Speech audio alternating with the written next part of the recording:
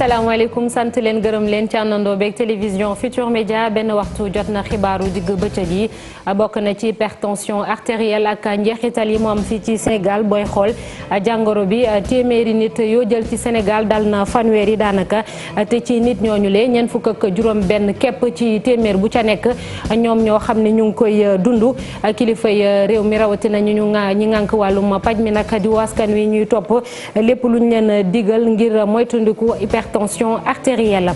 askan wi jamono ji ab tiitange moo leen laal rawatina ak jamono ji ñuy nemmeeku ay cong yu bëree bëri fii ci réew mi ca diwaanu Wakam ca misaal am na benn borom boutique boo xam ne nee na kon dañ ko gane si woon fan yële weesu ñuy woo kilifa yi ñu moytandiku wala bokk ñu wattu seenu kaaraange saa su nekk. reportage u koor gi tey jilee ci université Cheikh Anta Diop bu Ndakaaru la ñuy yóbbu ni ngeen koy gisee yenn saa yi nit ñi di kett foofee yi tey étudiant dañ koy def ngir rek bu heure ndogu jotee ñu am lu ñu jox seen morom yi nekk foofule. wàllum tàggat yaram basketball ak affiche demi-finale coupe du maire xam nañ ko ñaari match yooyu le benn bi dina dox diggante US Ouakam ak AS Douane ba ca des jug lay doon ci diggam ak Mermoz mbokk yi loolee taxañ la nes tuuti ñu yaatal ko.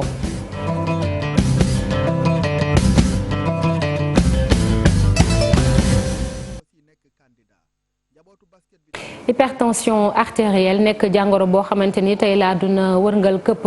di màggal bés biñ ko jagleel fii ci Sénégal nag booy xool téeméeri nit boo jël ay mag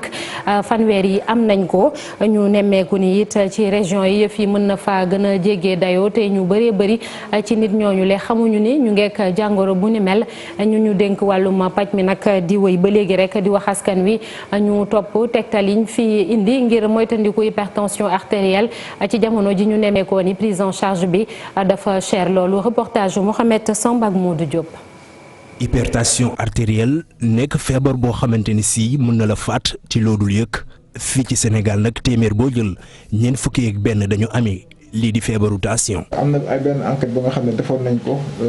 2015 muy enquête STEPS wane ne que ni prévalence hypertension artérielle ci Sénégal 29,8% la mooy soo jëlee téeméeri nit ci Sénégal fanweer yi 30 yi dañu am wala ñu ngi dund ak hypertension artérielle xam nga loolu bëri na. gis nañ ne soo jëlee téeméeri nit da nga xam ne am nañ hypertension artérielle fukk ak juróom-ñaari kese ñooy faj ba nga xam ne faj bu mucc ayib la tey si ñiy faju noonu 8% soo jëlee téeméeri juróom-ñett yi la nga xam ne seen tension contrôlé nañ ko. moom feebar bi nag nekk loo xamante ni si li mu amee ci ay jafe-jafe bari na loolu te sax wàllum paj gi dafay laaj ay koppar yu bari. hypertension artérielle moom feebar bu doy waar la ci wàllu koom parce que maladie chronique la te maladie chronique moom faj bi yenn saa yi mën am ay jafe-jafe ci wàllu koppar yi nga xam ne moom ngi siy dépensé. am na ay façon nekk ya nga xam ne. suñ ko gënee sell dañ wàññi hypertension artérielle ci askan bi mooy xool lekkin bi moytu xorom si moytu suukar si. fii ci Sénégal nag ñiy féete mag ñoom ñooy ñi nga xamante ni si ñoo ëpp ci lu amee feebaru tension ba tax na nag jël say matuwaay lu war la. hypertension artérielle classiquement soo tolloo fanweeri at jàpp fanweeri at ak juróom lay feebar bi di installé wu donc dañuy ñaan soo tolloo ci at yooyu. régulièrement ngay def lu ñuy wax ci nasaraan dépistage tey waroo toll ci yenn âge yi te xamoo sa chiffre tensionnel ñaata la donc war nga dem ci kër docteur ci infirmier yi ci médecin yi ñu seetal la sa tension fekkee tension bi baax na ñu wax la nga war a moytu pour am hypertension artérielle fekkee da nga am hypertension artérielle ñu confirmer ko jox la garab comme ça nga bañ ci am ay complications. donte ni sax du wàllee hypertension artérielle nekk feebar boo xamante ni si bu doy waar la ba tax na ngir nit ki mën a faju ba wér ci bile feebar faaw rek mu am ab taxaw bu am solo ci wàllu xaalis.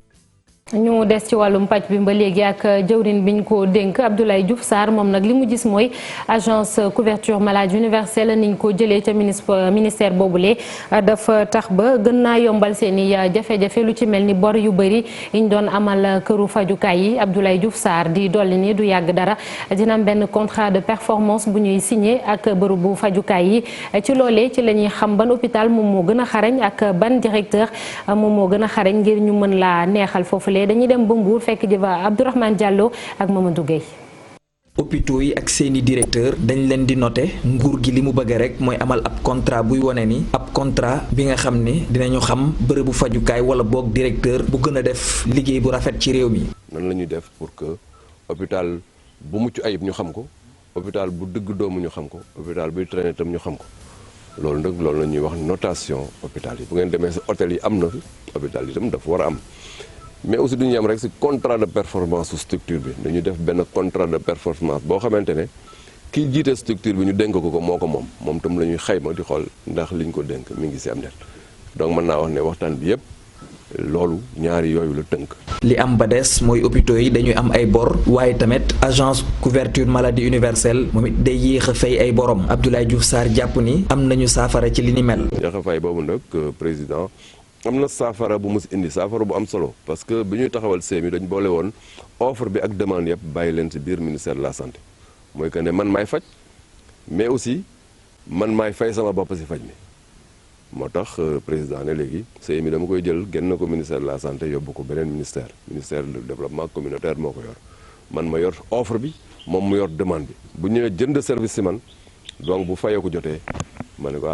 nañ def le point nga fay ma. kilifa yi nga xam ne dañuy yëngu ci wàllum wér-gu-yaram amaat beneen objectif boobu nag mooy fexe ba nga xam ne bërëbu fajukaay yi bu fa waay demee nga mën fa fekk ay jumtuwaay yuy tax nga faju ci anam yu gën. kaaraange gi ci kaw tali bi rawatina ci autoroute yi liñ ciy nemmeeku nag yenn saa yi dafa am ay mala yu ciy jéggi ba day tax bay accident di ci am lu bëree bëri loolee nag premier conseiller technique bu ministère bi ñu dénk wàllum sàmm gi moom moo ko xamle ba tax muy woo sàmmkat yi ñuy def wala bokk di wàccoo ak li yoon tëral rawatina tali yooyu nga xam ne dañ leen koy tere moom docteur Khadim Gueye yëkkati kàddu yooyu ci jamono bi Sénac doon amal ay don jëmale ko ci mbootaay bi ëmb sàmmkat yi nekk fii ci réew mi docteur Khadim Gueye ñu déglu ko ci micro Pape Fara Gningue. waaw texte yi moom texte yi ba tey nag c'est d'actualité mën nañ ko di ko bu ñu ko appliquer rek ndax jur gi warul di taxawaaloo nu mu mën a doon gis nga xaj yi di matte mais xaj dañu war a am fi ñu ko téye sinon chien errant la tudd ba tax na ça coûte très cher au ministère des agents du ministère de l'Élevage ak appui mairie yi dañ leen di ramasser guddi yi di leen rey mais xam nga xaj li mu mën a jure te xaj bu mattee mën naa indi feebar bu ñuy wax rage muy feebaru say bi. tax na jur gi dañ ko war di yeew xaj rek laay jox parce que xëy na mooy gën a marqué nit ñi mais beneen mala buy taxawaalu bu ne dafa am lu ko war a lu koy réglementé normalement communes yu bari am nañu ay fourrières yoo xam ne yii jur bu amul borom dañ koy denc foofu boo toogee 8 jours ñëwuloo. defe naa délai bi 8 jours la mais dañ koy def annonce am na façon nu ñu koy annoncé bu ngeen visité décret bi ma wax boo ñëwul dañ koy jaay. xam na ñoo la gën a xam ne sàmm jur moom bàyyi jur muy taxawaalu gënut yoon mayewu ko daal surtout nag bu dee traversé autoroute gënut ndax mën na indi ay accident. ñu ngi leen ko doon junj sànq ci bopp xibaar yi li ñu nemmeeku mooy ñàkk kaaraange bu bëri ci réew mi yenn ci ay diwaan ay samba boy ñoom ñoo fay dem yore ay gànnaay di songu ay jaaykat yenn saa yi ñu yóbbul lañu moom ca Wakaam doxantu nañ fa am na commerçant bu ko dund askan wi di ñaan kilifay réew mi ñu jóg ci ni mu gën a gaawee ngir wattu seen kaaraange bu baax a baax Modou Fall doxantu na foofulee ñu déglu ci reportage am. cong yu ñuy faral di cong askan wi te ñu nemmeeku ko ci yeneen gox yi bàyyiwul gox bi di Wakaam que fi ci Wakaam dañuy gis léeg-léeg ay kaaw agression yu métti boutique bi agresseurs yi mës nañ koo seet si. beneen booy bi ooma ñu de leen ko agressé après booba ma pare bi ma jóge foofu après ñëw fekk dañ ko agressé dëgg la ba mu ñëwee expliqué ma mu ne ma danoo ñëw wàcce bunt yi après kenn ku nu fekkoon ci biti nu jël ko dañ ko dóor indaale ko ci biir pour son sécurité ñoom pour nu mun a jël lu ni jël lu daw nu ñëw jël samay carte crédit ak samay xaalis bu bari nu yóbbu. yoroon neen jaas yoroon neen pistolet loolu yëpp yoroon neen ay malfaiteur lañu maanaam xeet luy arme rek yoroon neen ko. waaye ba ñu ñëwee dugg ci boutique ku ñu fekkoon mu doon toog ci boutique bi doon connecté wu ko dañ ko fopp dugg ak moom ci biir boutique bi wàcce buntu garage boutique bi ñaari booy ndaw fi newoon gars yi génnee jaas yi xëbal leen xam nga jël fi ay meew xam naa dañ namoon meew quoi jël ay meew jël comptoir bi xaalis bu bari presque ay 200 quelques mille yu fi kii bàyyi woon bon tane na quoi xaalis la tamit jël ko xam nga léegi ki nga xam ne la ñu bàyyi woon foofu chauffeur bi mu xam ne ñun dinañu réagir parce que ay góor lañ mu rocc pistolet la génne ci kii bi ci boîte à kii bu nekk ci oto bi moom la génnee pistolet la génnee tiimale ñu ko dugal première tiimale ñu ko. du moom rek kon la agresseur yi jot a laal bëri na ci gox bi ñi nga xam te ni fekkee nañu ay kaawu agression. dañ koy dégg saa su ne xam nga instant yii nii dëkk bi moom adduna bi moom dafa doy waar léegi nu mu demee lii danoo bëgg am xaalis te duñu bëgg liggéey xam nga loolu mooy fay def lu mel noonu et puis xale yi dañuy naan dañuy tox mooy indi affaire yooyu. xam nga Cité Avion agresseurs yi dañuy agressé jigéen ñi par guddi ay 2h du matin 3h du matin di nangu téléphone jigéen ñi di leen baj jigéen lañ ko def man sama sœur def nañ ko sama jarbaat def nañ ko sama jarbaat def nañ ko sama grande sœur man maa jàpp waa ji yóbbu ko gendarmerie. li ci gën a fës moo di agresseur yooyu dañ leen di xam di gis-gisu kon kii dëkkee fii ci gox bi moom sax mu ngi rafetlu liggéey bi gendarmerie di amal. parce que gendarmerie plainte yi dafa bëri si ñi nga xam ne ñooy defkat yi ñoo dëkk ak ñun xam nga loolu si gën a métti man ragaluma leen ñoom xam nañ ma man booy HLM laa mais lébu laa Wakaam laa dëkk sama famille yëpp Wakaam lañ ne ma ñëw dëkk fii 2012 xam naa leen bu baax defkat yi xam naa leen xam nañ ma. dama leen mujjee wax suma waa kër ku ko laalati dina maag yow dinañ ko digaal naa la fekk ba sa biir kër parce que li si gën a metti seen yaay xam nañu defkat yi ñun ak ñoom ñoo dëkk. cong gi ñuy cong nit ñi di gën a fës loolee tiital askan wi sax a ngi sàkku kon ci nguur gi ñu jël loolee daal di koy xeex ba mu dañ fii. ca Thiès moom dëkk ba léegi mu door liggéey ngir soppi xaru kanam foofule muy opération désencombrement féexal mbedd yi foofee nag bokk na ci diwaan yi ñu gën a ciblé lu ci mel ni marché central ba ak xàll ya fa gën a yaatu ministre bi ñu dénk wàllum urbanisme logement ak hygiène publique maanaam cet gi Abdou Karim Fofana mu ngi fa woon am na benn ndaje sax bu mu am ci digganteem ak autorité administrative yi élus locaux yi ak ñëpp ñu fa nekk ku ca nekk nag joxe sa kàddu ni liggéey bi nga xamante ni bëgg nañ ko ci dinañ ko def ci ni mu gën a gaawee ñu dem foofee ca Thiès fekk ji fa Cheikh Anta Diop ak Sey Latia. jëwriñ ji nga xamante ne moom moo yor wàllu urbanisme dëkkuwaay yi ak hygiène publique di Abdou Karim Fofana wax ne lu ci war dina ko def ràngaayu na ngir setal dëkk bii di Thiès. du caagin ne dafa yebal nit ñi ngir ñor yat di ko dóore wala ñuy xool sénégalais yi nga xam ne dañuy góorgóorlu di yeewu fajar di liggéey di defar di jaay di leen xañ seen wërsëg déedéet dafa ne rek fi réew mi toll. war nañ ko defar ku ci ne fa nga ne la nga xam ne moom ngay def état jox la sa cër waaye sàkkal la bërëb bi nga xam ne moom nga fay def ndaxte li xew ci réew mi boo ko seetee ci Thiès wax nañ ko ci marché centralu Thiès nga xam ne dafa dem ba nga xam ne ba ci autorail yeeg yooyu sax dañ ciy lal di ci jaay nga xam ne at mu jot gouverneur dinañu signaler ay nit yu ci perte seen bakkan ci ay accident rond point yi bàyyeetuñ leen rond point yi nga xam ne sëlëbe yoon la boo xam ne day tax ku yor oto mën fa jaar ñu dem ba nga xam ne mënatuñ fa dem waaye di occuper digg dëkk bi ndax jàpp nañ ne rek ku ci ne li nga décidé moo war a am waaye du li gouverneur wax wala lu ministre wax moo war a am. salle bu mag bi nekk ci gouvernance bu Thiès feesoon dell di ay maire ay président conseil départemental dikkoon ci réunion bi nga xamante ne nag dañ doon xóotal ak waxtaan ministre bi yor wàllu urbanisme joxe ndigal ne ñi nekk ci bopp moomeer yi nañu jëfe te bañ a dellu ginnaaw ci mbir mi. waaye yéenay defar seen comité weer bu jot ngeen toog ne defar nañ marché central defar nañ bërëb sàngam lii moo ñu manqué lii moo ci war département bu nekk am comité ngeen defal ñu évaluation defal ñu plan d'action. waxtaan wu yaatu nag amaloon nañ ko ci marché central bu Thiès prié woon ci jaaykat yi ngir gën leen a leeral li ñu fas yéene def. beneen dëkk ak yeneen jafe-jafe yu fa askan wa di dund Kër Socé ca Kaolack la bëri na ay nit yu demoon tukki ji waaye dañoo ñibbisiwaat Sénégal ba ñu egsee nag jafe-jafe bu njëkk mooy am xëy wala sax mën a am lenn loo xam ne dinañ ci jàpp di ci suturloo maire bi gis ko maire ba ak équipe am ba tax na nag am na benn programme buñ ca nam amal ànd ci ak seeni partenaire ci lu yàggul dara Ibrahima Diame Fally Gaye ci xayma commune bu Kër Socé am na lu jege téeméeri émigré yu nga xamante ne dellu si nañ seen dëkk ba moo xam dañ leen rapatrier wala bokk ñu dellu si ci seen coobaru bopp waaye nag ñu bëri ci ñoom seen nekkin demeewul noonu leen ndax amuñu liggéey moo tax kii di maire bi moom it nekkoon émigré ne day taxaw pour jàppale ñooñu lee ñun ñëpp nag ñoo ànd dajee bu ko war a fas yéene waxtaan ci ay yan pexe ak naka la ñuy def ba migrants de retour yi mën a jëm ci yoon bi nga xam ne moom moo leen jëmale ci développement jàpp nañ ne migrant de retour bi moom war na mën a participer ci développement bi bu baax a baax ci localité bi. ngir nag mën a réussir défi boobule mairie bu Kër Socé di koy yaakaare ay partenaire am yu jóge réewum Allemagne waaye it ci agence régionale de développement. gannaaw bu ñu dajee nag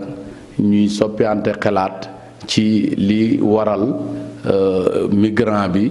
mën a am ay matuwaay yi nga xam ne moom la war a jëfandikoo moo xam en terme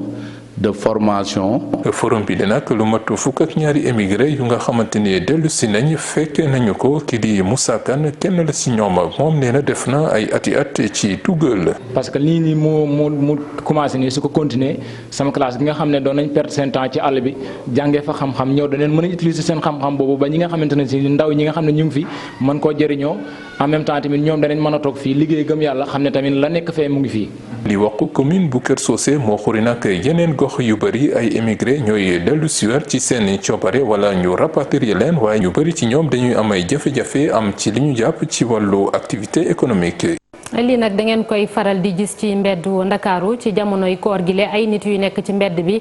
di ket ngir togg ndogu di ko séddale ay yeneen doomi aadama mi ngi xewee tam ci université Cheikh Anta Diop bu Ndakaaru benn étudiant di wuyoo ci turu Amadou Dramé nekk 2e année lettres modernes moom tamit daf koy faral di def ngir xaritam yi nekk foofee ca université mu jàppale leen ñu am ndogu moom nee na nag mbégte mu yaa la am ci loolu le Habib Faye Mar Dieng ci reportage. fi mu nekk nii ku ko xam la moom Amadou Dramé di étudiant ñaareeli at ci lettres modernes nekk ci yelwaan.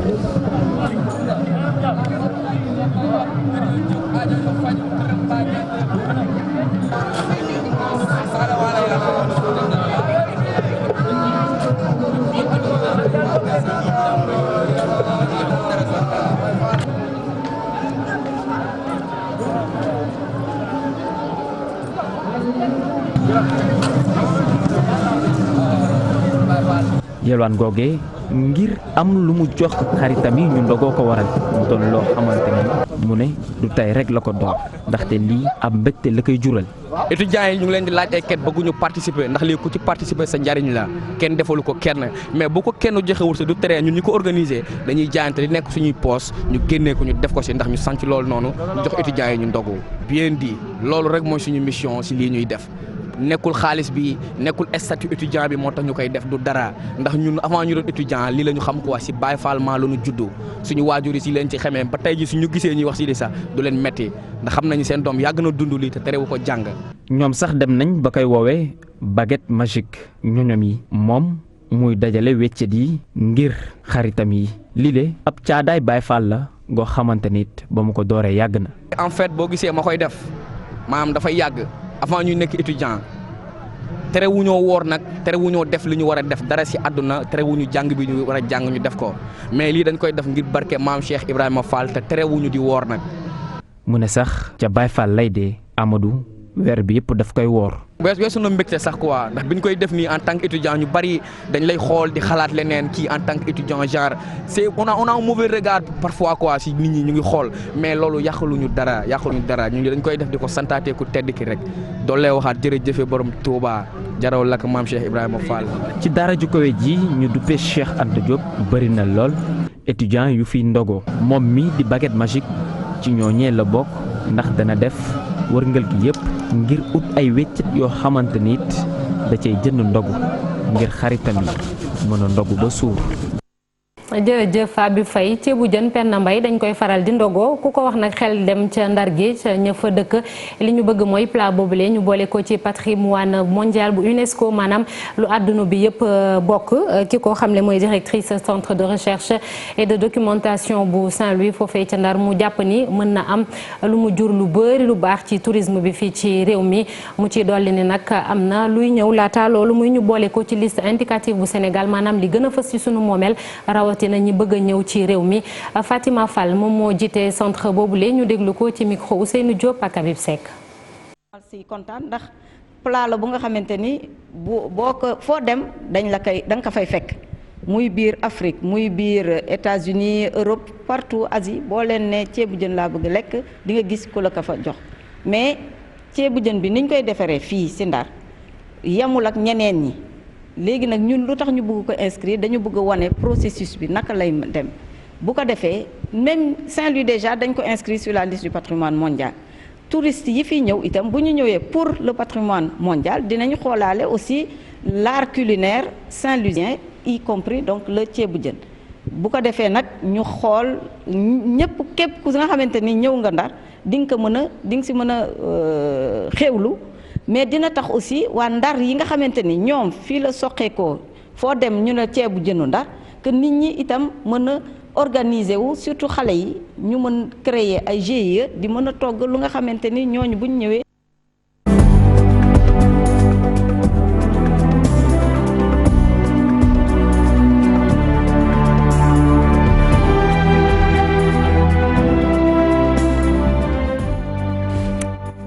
tey daanaka benn discipline képp la basketball ak coupe du maire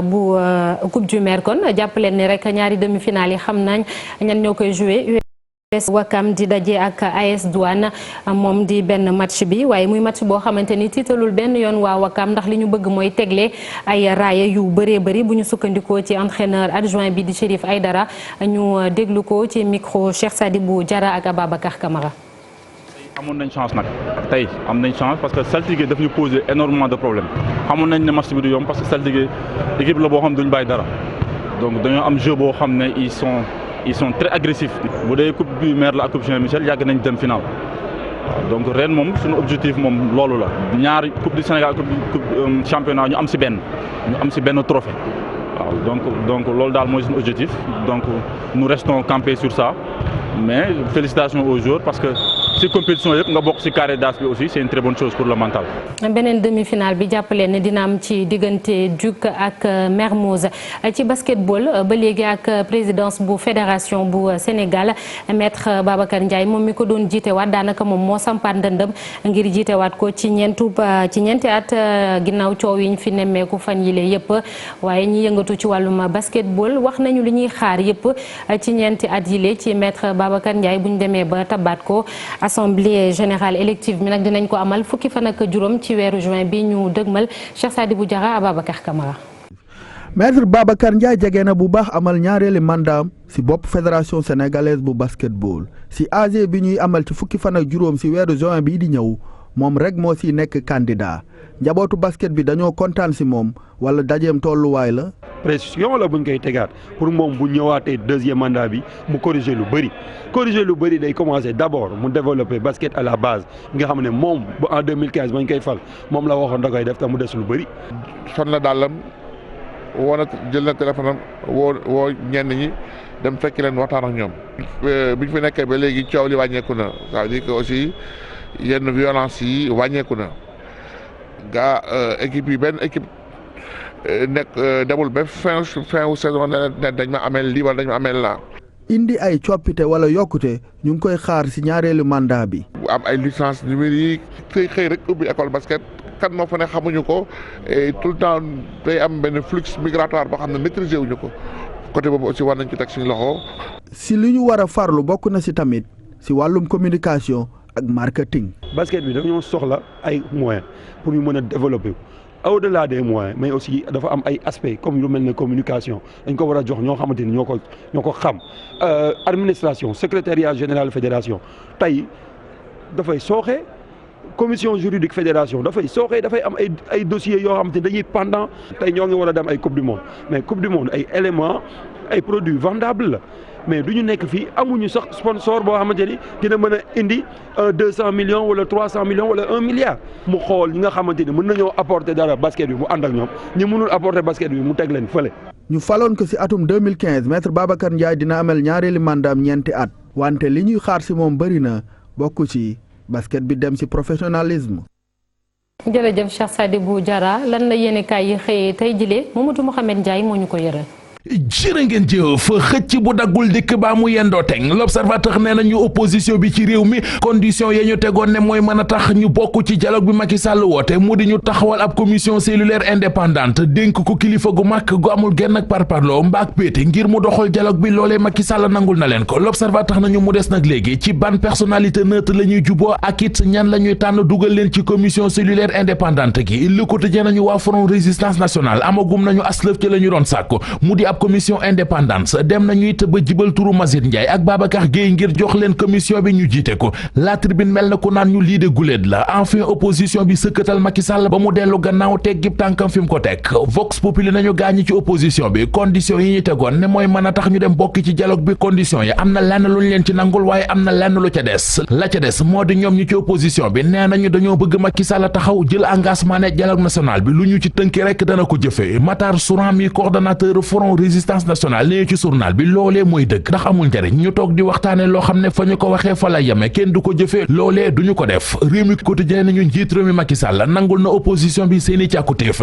journal bi tegal ñu ci ne léegi wares naa mën a séentu ca waxtaan ya waa parti démocratique Sénégal waa parti réew mi ak gaay yi Khalifa Ababacar Sall yi Source A ne ñu fi ñu nekk nag opposition bi amatuñu lay dafa am lu ñu bëggoon nangul nañ leen ko leneen lu ñu ci teg rek waaye di wax ngi jocc waxaguñu ci waaye danañu ci waxi ca kanam anki dina kay moom xëy na di ci wax muy élection locale yi ñuy séntu ci réew mi journal bi gis ne bu ñu wàccoo ak calendrier électoral bi dina jafe élection locale yi am ci réew mi ci weeru décembre wi ñu ko jàpp ndax yi waxtaan amagul ci diggante ñi séq géopolitique bi waxaguñu ci mbiri parrainage bi waxaguñu ci mbiri révision liste électorale yi waxaguñu ci dépôt liste yi te yooyu yëpp ay mbir la yoo xam ne bu ñu ko lijjantiwul locale yi décembre yi dina taq suuf sagara ngay xeeñ ca kër Abdoulaye Wade maanaam ca parti démocratique Sénégal l'observateur nañu te loolee mu di crise bi am ci biir PDS loxob Karim Wade génn ca ndax nee nañu ku fi am lante ak Abdoulaye Wade rek Karim Wade nga ci biir fexe na ba isolé baayam Abdoulaye Wade di doxal décision yi boppam ci biir parti bi te it li mu bëgg ci parti bi mu di teg fa aw ñoñam maanaam karimiser parti bi ma nga ca bu baax a baax la si ne kay nañu waaye bala nga ne naam nekk fa ñoom ñiy jàppal tànk Karim Wade mu di karimis yi ci seen bopp ñàkkul lu xew ci seen biir jamono ji ne bari na ci ñoom ñoo xam ne kenn déggatu leen ñu ci mel ne Valdiodio Diouf Saliou Dieng Babacar Mbaye Ngaraf ba ci Alinar Ndiaye seen parti gi jaaxal na ñëpp na ko ñëpp yëgandoo lu musuta am ca port autonome bu Ndakaaru am na fa ubbil Soleil national def nañu ay résultats yu mag ca port autonome bu Ndakaaru port ba def na bénéfice bu rëy bénéfice boo xam ne musuta am ca port autonome de Dakar Le Quotidien nañu ci 2018 gi ñu génn port autonome bu Ndakaaru def na bénéfice bu toll ci juróom-benn milliard Les Échos nañu ëpp na ko juróom-ñeenti milliards la yéen a kaay bi nañu Cheikh Kanté jamono jëmi jiite port autonome bu Ndakaaru la mu fa liggéey ci diirub ñetti at Ababacar Sadikh Bey liggéey na daanaka duubal bi ci at ak genn wàll yéen a kaay bi di Les Échos bind ne njiital port lu yees di Ababacar Sadikh Bey effacé na Cheikh Kanté Direct Info nañu waaye moom it bu deful ndànk léegi ñu effacé ko ca portum Dakar jëlee ko fa moom Ababacar Sadikh Bey ndax ca portum Dakar ñu fay liggéey bari na lu ñu koy sikkee loo xam ne bu moytuwul dootu yàggati ca boppu port ba. jërëjëf Mamadou Mohamed Ndiaye sant ko gërëm ko yéen itam ci àndandoo beeg télévision Futur Média bu 19 jotee incha allah dinañ fi dellu si yaatalal leen yeneen xibaar di leen ñaanal ngeen yendoog jàmm di leen ziar ci aljuma ji jërë ngeen jëf.